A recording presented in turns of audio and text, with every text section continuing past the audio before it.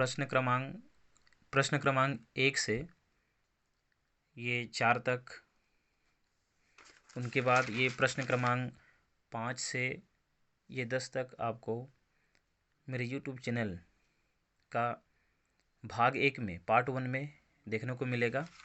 आप पार्ट 1 देखने के लिए आप मेरे यूट्यूब चैनल को यूट्यूब में सर्च करेंगे भागवत एजुकेशन, तो आपको पार्ट 1 देखने को मिल जाएगा। चलिए आप देखिए प्रश्न 11 देखिए, वैदिक गणित के रचयिता कौन थे तथा उनका जन्म कब और कहाँ हुआ। उत्तर, वैदिक गणित के रचयिता स्वामी भारती कृष्ण तीर्थ जी, ये देखिए इसमें लिखा हुआ है, तीर्थ जी महाराज थे। इनका जन्म 4 मार्च सन 1884 ईस्वी में तमिलनाडु में हुआ था। ये जो 1884 लिखा हुआ है, ये 8 है, ये दो नहीं समझेंगे इसको, 1884 बोले तो 1884। हाँ, प्रश्न 12 में इनकी मृत्यु कब हुई थी, मतलब किनकी मृत्यु। स्वामी भारती कृष्ण तीर्थ जी की मृत्यु 2 फरवरी सन 1960 में हुई। प्रश्न क्रमांक 13 में देखिए, वैदिक गणित में कितने सूत्र हैं। वैदिक गणित में 16 सूत्र हैं। प्रश्न 14 देखिए, वैदिक गणित में कितने उपसूत्र हैं। वैदिक गणित में 13 उपसूत्र हैं। ये 16 सूत्र और 13 उपसूत्र, इसको हम कैसे याद करेंगे। जिस प्रकार से हमारे भारत देश में प्रधानमंत्री बड़े होते हैं, उसी प्रकार हमारे राज्य छत्तीसगढ़ में मुख्यमंत्री है, तो प्रधानमंत्री बड़ा होता है कि मुख्यमंत्री। प्रधानमंत्री बड़ा होता है। उसी प्रकार 16 सूत्र यानी कि संख्या में देखिए 16 सूत्र है और 13 उपसूत्र है। इस प्रकार से आप सूत्र बोलेगा तो सूत्र बड़ा होगा और उपसूत्र बोलेगा तो छोटा होगा, 13 होगा। यानी कि सरपंच उप सरपंच सोच लीजिए, सरपंच बड़ा होता है, उप सरपंच छोटा होता है, तो सरपंच में उप नहीं लगा है, सरपंच ही खाली है। इसमें सूत्र में उप लगा है तो उप मतलब ये छोटा हो गया। ठीक है, इस प्रकार से आप इनको याद कर सकते हैं कि 16 सूत्र होते हैं और 13 उपसूत्र होते हैं। अब चलते हैं प्रश्न क्रमांक 15 में देखिए, क्षेत्रीय वैदिक गणित के प्रमुख कौन है। क्षेत्रीय वैदिक गणित के प्रमुख कौन है, तो हम इसका उत्तर में आप लिखेंगे कि देवेंद्र राव देशमुख जी। देवेंद्र राव देशमुख ये क्षेत्रीय वैदिक गणित के प्रमुख है। अब इसके बाद देखिए, संख्या का विस्तारित रूप लिखना। उदाहरण में देखिए इसमें 537 लिखा है। उदाहरण में क्या करेंगे, 5 सैकड़ा, 5 जो है तीसरे नंबर पे है तो उसको हम क्या पढ़ेंगे 5 सैकड़ा। 5 सैकड़ा बराबर, सैकड़ा में कितने शून्य होता है, 2 शून्य होते हैं तो 500। 3 दहाई, 3 दहाई मतलब 3 दहम 30 बोल रहा है, तो 3 दहाई में कितना शून्य लगाना है, 1 शून्य लगाएंगे, तो 3 में 1 शून्य लगे तो 30 हो गया। ये 7 इकाई, तो इकाई में कोई शून्य नहीं लगता तो 7 हो गए।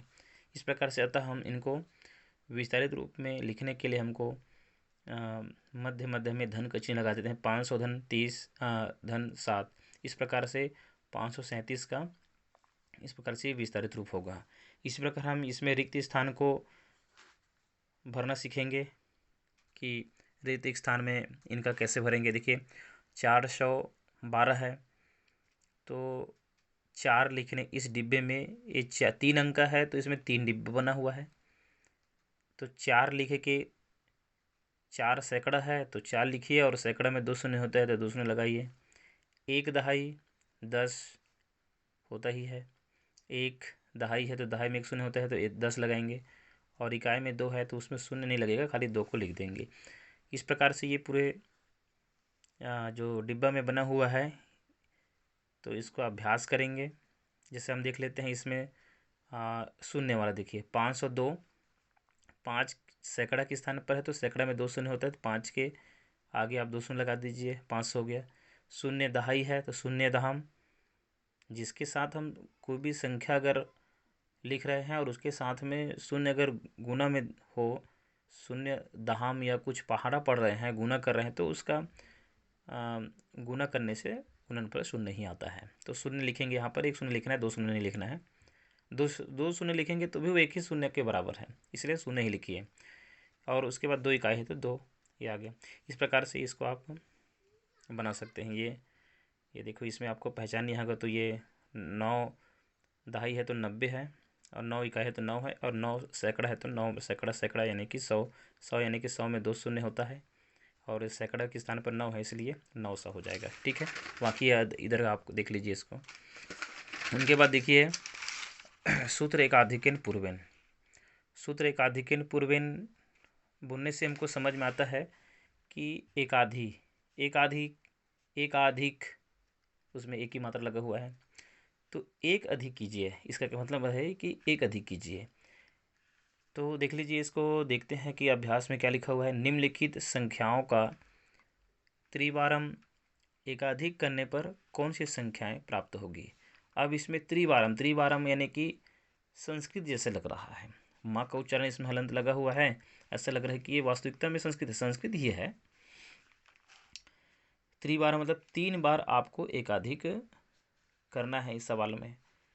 तो एकाधिक यानी कि उसमें एक एक अंक को जोड़कर बनाना है। तो देखिए इसमें 17 से लेके ये 297 तक का जो संख्या दिया है, उनको बारी बारी से अल्पविराम लगा है, मतलब ये कायदा सैकड़ा नहीं है, जैसे कि एक कायदा सैकड़ा ऐसा नहीं पढ़ेंगे, अलग अलग है।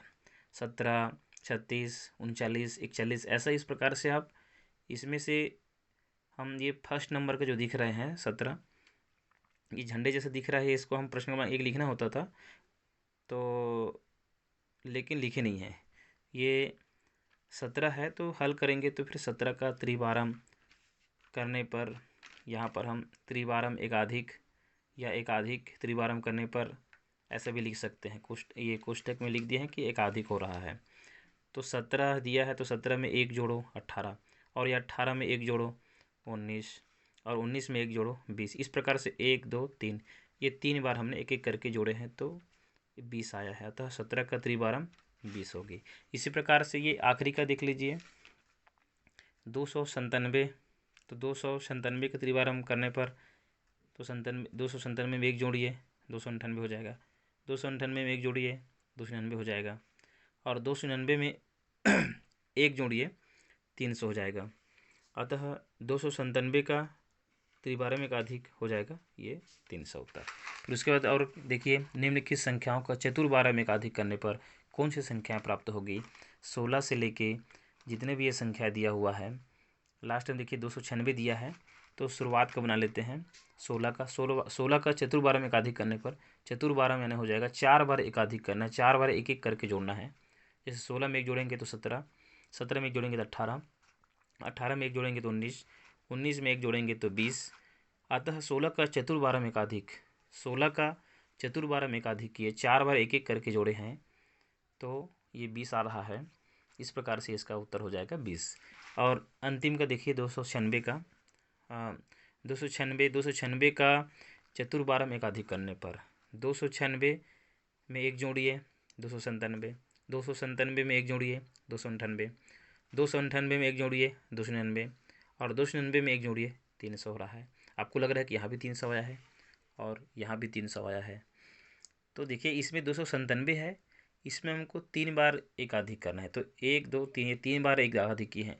लेकिन इसमें 296 है, इसमें चतुर्वार यानी कि 4 बार एकाधिक करना है। तो इसमें 296 है, मतलब 4 बार अगर एक एक करके जोड़ेंगे तो 300 आ रहा है। उसमें 3 बार किए थे, 297 था, इसको 6 नहीं समझेंगे, 7 ही है वो हिंदी अंकों का, ये 300 आ जाएगा इसमें।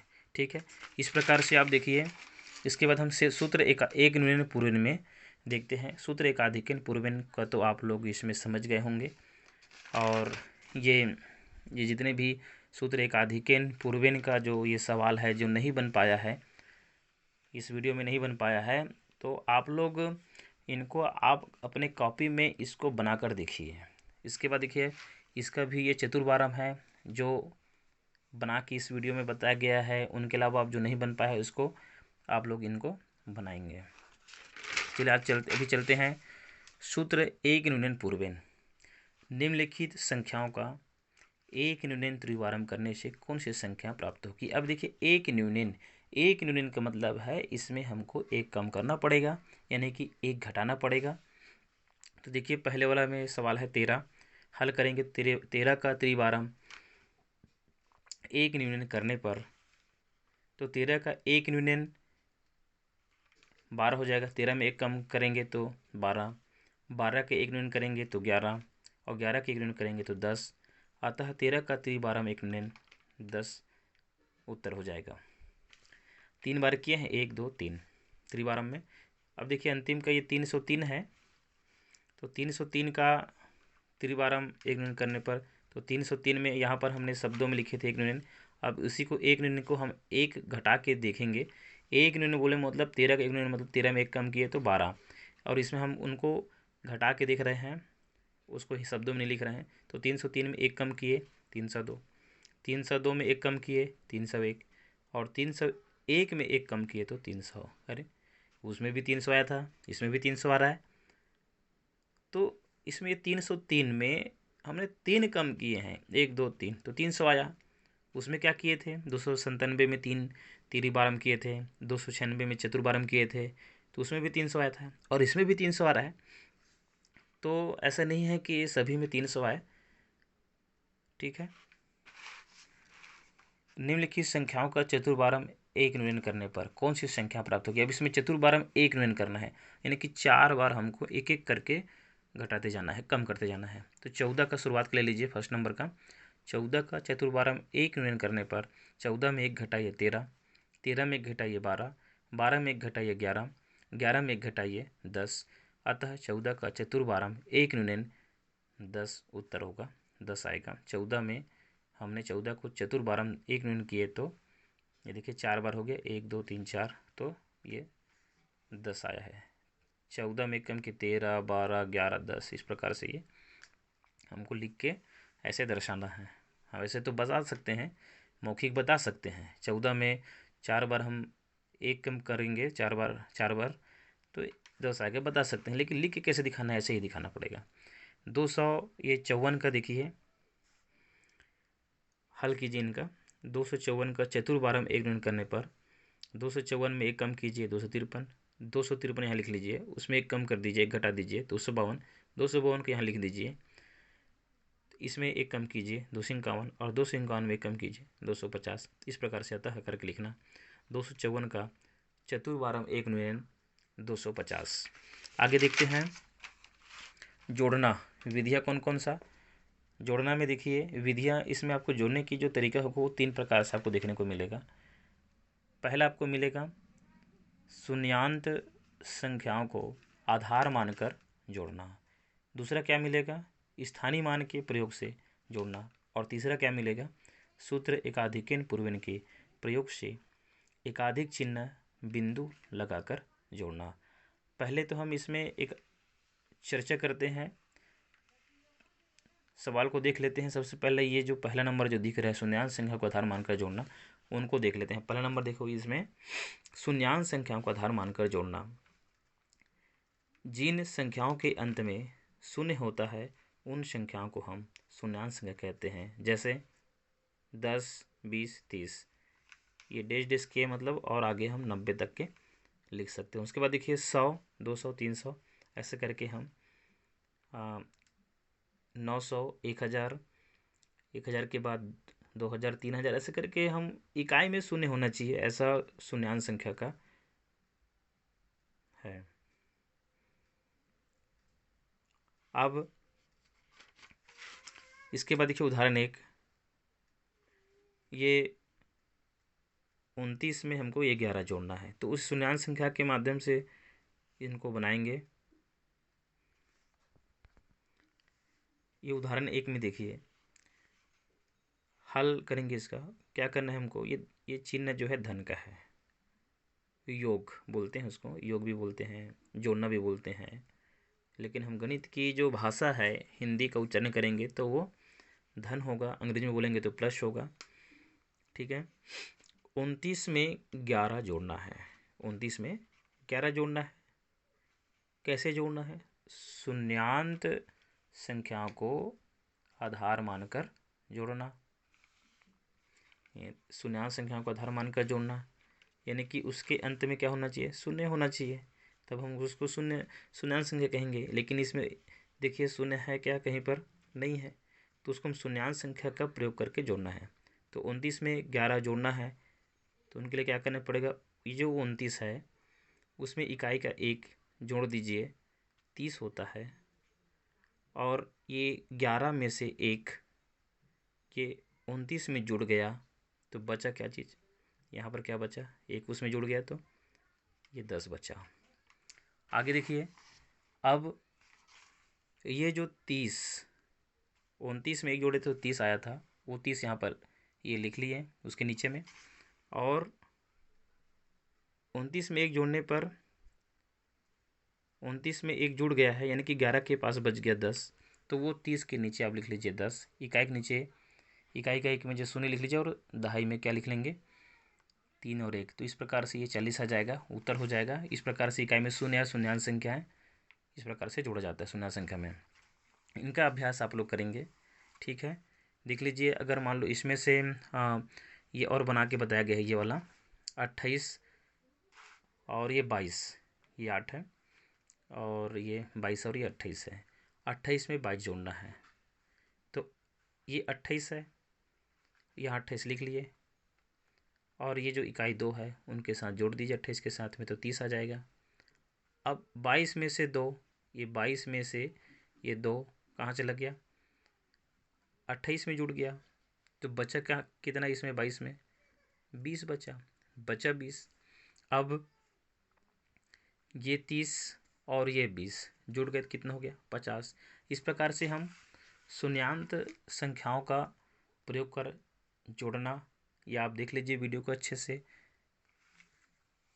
ये आपको अभ्यास करना है, ठीक है। ये देख लीजिए, ये अभ्यास करना, ये और ये तो ये वाला बस बनाए हैं इसमें, और बाकी ये तो उदाहरण है ये। इसके बाद चलते हैं दूसरा नंबर। देखिए, ये यहाँ पर ये स्थानीय मान के प्रयोग से जोड़ना, स्थानीय मान के प्रयोग से जोड़ना, ये शून्यांश संख्या को आधार मानकर जोड़ना। आप देख लीजिए अच्छे से, समझ लीजिए, नहीं समझ आए तो आप इस वीडियो को देखकर, इस वीडियो को आप अच्छा लगता है तो आप इस वीडियो को सब्सक्राइब कीजिए, लाइक कीजिए, और नोटिफिकेशन को ऑन करके रखिए, और कमेंट में ज़रूर कुछ लिखिए। आपको समझ में नहीं आता है तो उसको भी कमेंट में लिखिए, या तो ऐसे तो आपको समझ में आ जाएगा, ठीक है। आगे देखते हैं दूसरा नंबर, विधि जोड़ने की दूसरा विधि, स्थानीय मान का प्रयोग कर जोड़ना। उदाहरण 1, ये 32 और ये 14 है। हल में देखिए, सबसे पहले क्या करेंगे, दहाई को हल करने पर, तो शुरुआत में देखिए 3 दहाई है, तो 3 दहाई 30 होता है, और 1 दहाई 10 होता है, तो 30 और 10 हो जाएगा कितना, ये धन का चिन्ह लगा दिए हैं, ये हो जाता है 40, ठीक है। उसके बाद देखिए, ये इकाई को हल करने पर, इकाई को हल करने पर तो ये 2 इकाई 2, और ये 4 इकाई 4, तो दोनों को जैसे जोड़िए कितना आ जाएगा, 2 और 4 कितना हो जाएगा, ये धन का चिन्ह लगा दीजिए, यहाँ पर लगाएंगे, तो 2 और 4 कितना हो गया 6। इस प्रकार से ये दोनों का योग करेंगे, ये 40 और ये 6, तो 40 धन 6, ये धन यानी कि जोड़ना है आपस में, तो इसको योग कितना हो जाएगा 46, ये उत्तर है। इसके बाद देखिए, ये अभ्यास आपको करना है, ये अभ्यास करना है आपको, बना बना कर देखिएगा इसको, और ये भी देखिएगा। उदाहरण दूसरा देखिए, इसी स्थानीय मान का प्रयोग कर जोड़ने वाला का ही दूसरा उदाहरण, 3 अंक वाला, ये 634 और ये 215। हल, सैकड़ों को हल करने पर, सबसे पहले हम इसमें किसको हल करेंगे, सैकड़ा को हल करने पर 6 सैकड़ा, सैकड़ा में बोले तो 100 होता है, और 100 में 2 शून्य होता है। 6 सैकड़ा बोल रहा है, 1 सैकड़ा बोले तो 100, और 6 सैकड़ा बोले तो 600, ये 600 लिखा हुआ है। ये 2 है, देखिए यहाँ पर आपको समझ में नहीं आएगा 2, तो यहाँ पर देखिए 2 लिखा हुआ है, 2 सैकड़ा बराबर कितना 200। इस प्रकार से ये शून्य और शून्य शून्य हो जाएगा, ये शून्य शून्य शून्य हो जाएगा, ये 6 और 2, सॉरी, ये 6 और 2 कितना होना चाहिए, 6 और 2 यहाँ पर ये 8 होना चाहिए, तो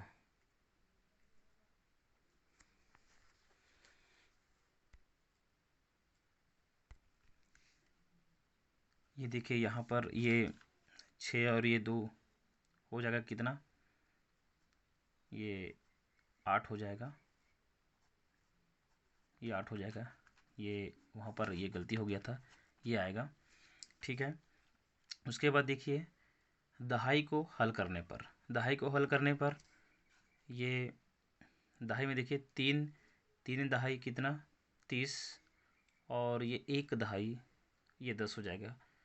तो इस प्रकार से ये 3 दहाई 30 और 1 दहाई 10, मतलब दोनों मिला के कितना हो जाएगा, इकाई इकाई में शून्य है तो शून्य हो जाएगा, 3 और 1 कितना हो जाएगा 4।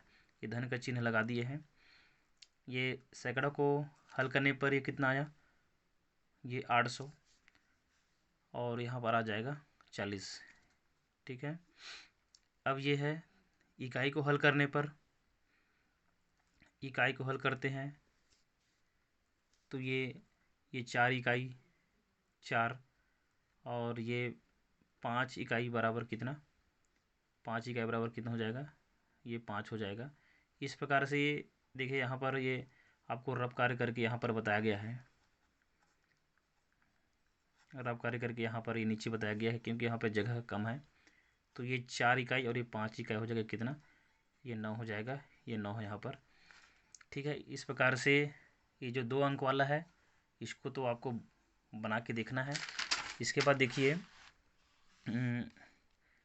वो तीनों का योग करना है। कौन कौन सा, ये 500 और ये 40 और ये 9, यहाँ रब करेंगे, ये 9, यहाँ पर 9 है, 500 40 और ये 9 को जोड़ेंगे, तीनों का योग करेंगे। देखिए यहाँ पर ये तीनों का योग करेंगे तो क्या प्राप्त हो जाएगा।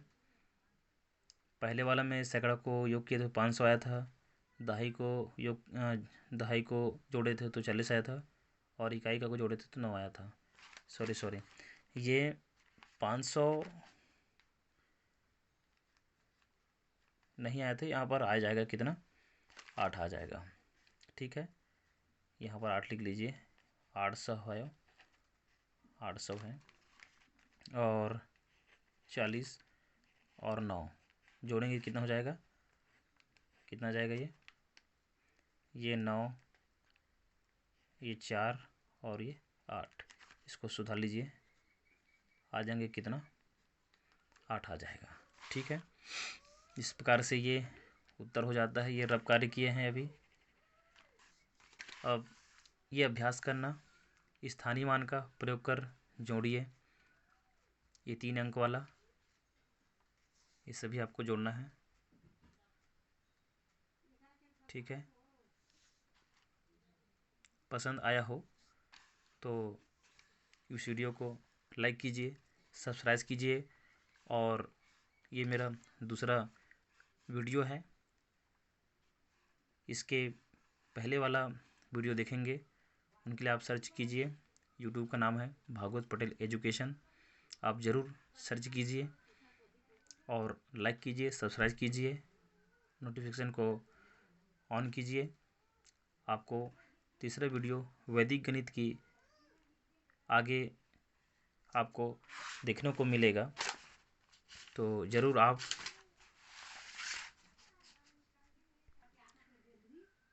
इस वीडियो को सब्सक्राइब कीजिए, लाइक कीजिए। Thank you.